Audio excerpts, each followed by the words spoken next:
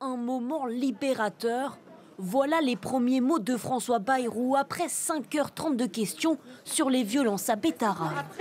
On a eu là pour la première fois la possibilité d'apporter non pas des dénégations, non pas des arguments, mais des preuves.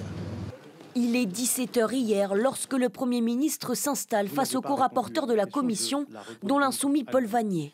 Je le jure. À ses côtés, 2 livres dont La Meute qui dénoncent les méthodes de fonctionnement de LFI. Très vite, le ton monte.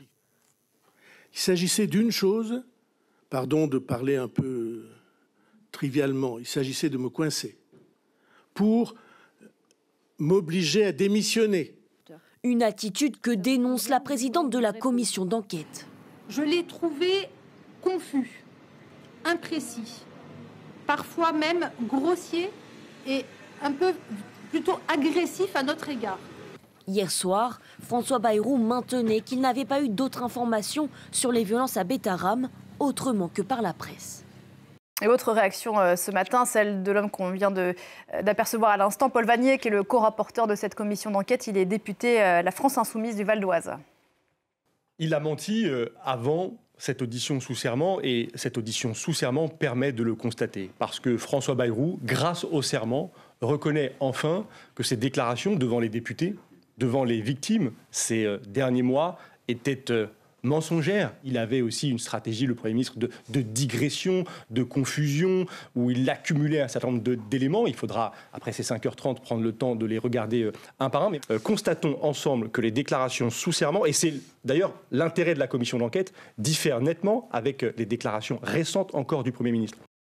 Bonjour Valérie Gasse. Bonjour. Vous êtes chef du service politique de RFI. C'est la première fois qu'un Premier ministre en exercice faisait face à une telle commission d'enquête. On vient d'entendre le co-rapporteur France Insoumise de cette commission avec lequel les débats ont été plus qu'électriques avec François Bayrou. Dire que le Premier ministre avait reconnu qu'il avait menti, ce n'est pas tout à fait ce qui s'est passé. Oui, il y a eu une bataille clairement avec Paul Vannier hier pendant les 5h30 de l'audition de François Bayrou.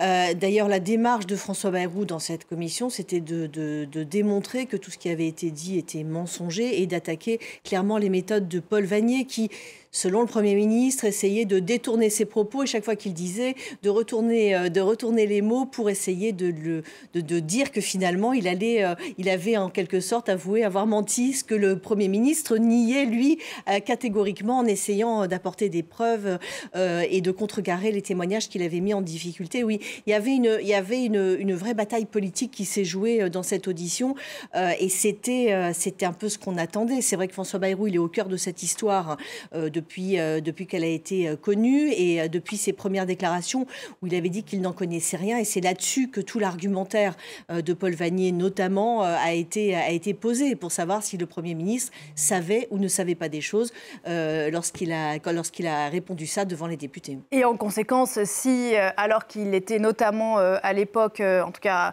à un moment de l'époque, ministre de l'Éducation nationale, l'enjeu était de savoir s'il avait su, s'il aurait pu faire, s'il aurait dû faire, etc. On n'a pas beaucoup avancé sur ces sujets-là ?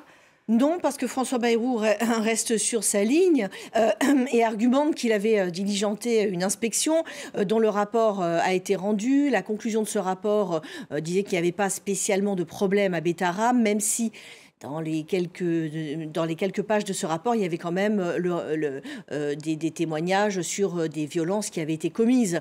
Alors le Premier ministre a dit qu'il avait surtout lu la conclusion, ce qui a permis à Paul Vannier de le prendre en défaut en disant « mais est-ce qu'un ministre ne doit lire que la conclusion d'un rapport ?» En fait, chacun est resté sur ses positions dans son argumentaire.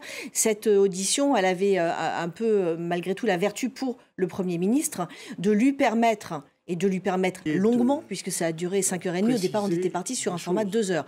De lui permettre d'argumenter, de démonter les accusations qui avaient été portées contre lui, toujours en disant qu'il ne savait rien de plus que ce qui avait été dit dans la presse sur cette affaire. Un Premier ministre sur la défensive, on l'a rappelé dans le sujet, qui avait apporté avec lui le livre dont on parle beaucoup en ce moment sur le système Mélenchon à l'extrême gauche. Est-ce qu'il pourrait y avoir des conséquences politiques à cette audition et au comportement du Premier ministre ?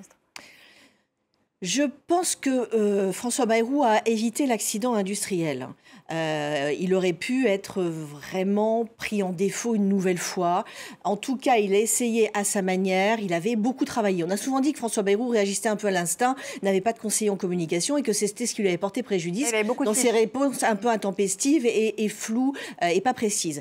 Là, on voit qu'il a travaillé depuis plusieurs jours, voire plusieurs semaines, avec son entourage pour apporter des démentis point par point sur les faits, sur les témoignages qui ont été déjà recueillis par la commission, dont celui d'une enseignante qui dit l'avoir alerté, lui nie ces faits-là et dit que ça n'a pas été possible, refait une chronologie. Donc il y a vraiment une bataille et François Bayrou est arrivé très préparé. Alors sur la défensive, oui, parce qu'il y avait un enjeu politique pour lui. S'il sortait de cette commission en ayant finalement reconnu avoir menti, et sa crédibilité politique était vraiment percutée.